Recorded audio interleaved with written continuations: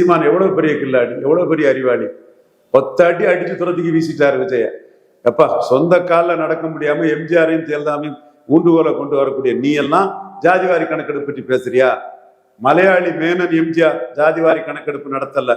மேனன் எவ்வளவுன்னு தெரிஞ்சுங்கிறதுக்காக எம்ஜிஆர் ஜாதிவாரி கணக்கெடுப்பு நடத்தலன்னு செங்கோட்டை ஏன் எம்ஜிஆர் இவங்கெல்லாம் தூக்கிட்டு எம்ஜிஆரே ஜாதிவாரி கணக்கெடுப்பு நடத்தாம தமிழர்களின் சமூக நீதி சூறையாடுவாரு போல்டா சொல்றாரு. யாருக்காக சொல்றாரு?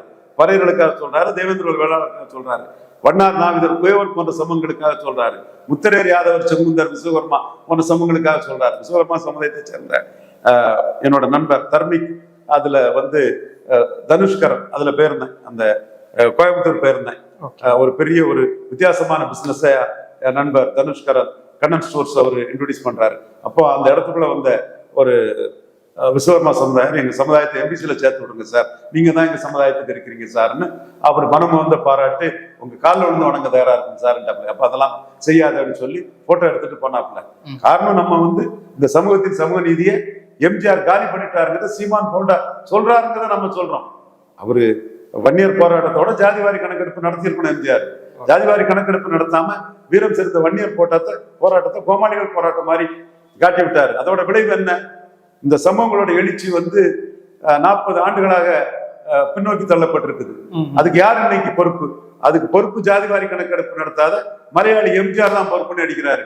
நீ எம்ஜிஆரையும் ஜெயலலிதாவையும் ஊண்டுகோலா வச்சு அரசியல் பண்றாரு. சீமான் பறையர் தேவேந்திர வேளாளர், முத்தரேர் யாதவர் செங்குந்தர் உடையார் விஸ்வகர்மா வண்ணார் நாவிதர் குயவர் போன்ற சமூகங்களுக்கு ஜாதிவாரி கணக்கெடுப்பு நடத்தாம இந்த சமூகங்களின் எண்ணிக்கையை வெளியே தெரிய விடாம வச்சு மலையாளி எம்ஜிஆர் மேனன் எண்ணிக்கை எவ்வளவு தெரிஞ்சிடணும்னு சதி பண்ணிட்டாருன்னு ஜாதிவாரி கணக்கெடுப்பு வேணும்னு கேட்கிற சீமான் எம்ஜிஆர் அடிக்கிறார்.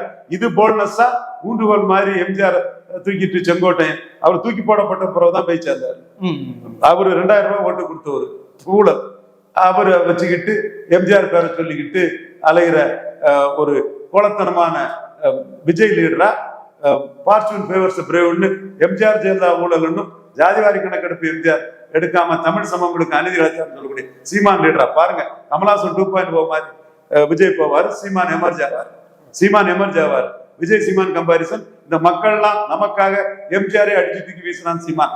அவன் லீடரா பிச்சை எடுக்கிற மாதிரி ஊண்டுகோல் மாதிரி எம்ஜிஆர் எல்லாம் தூக்கிட்டு போகக்கூடிய விஜய் தன்னம்பிக்கையற்ற கோழைத்தனமான விஜய் லீடராடி மக்களை கமல் 2.0 மாதிரி விஜய் ஆக்கிட்டு சீமானுக்கு பெரிய வாக்களிப்பாங்க.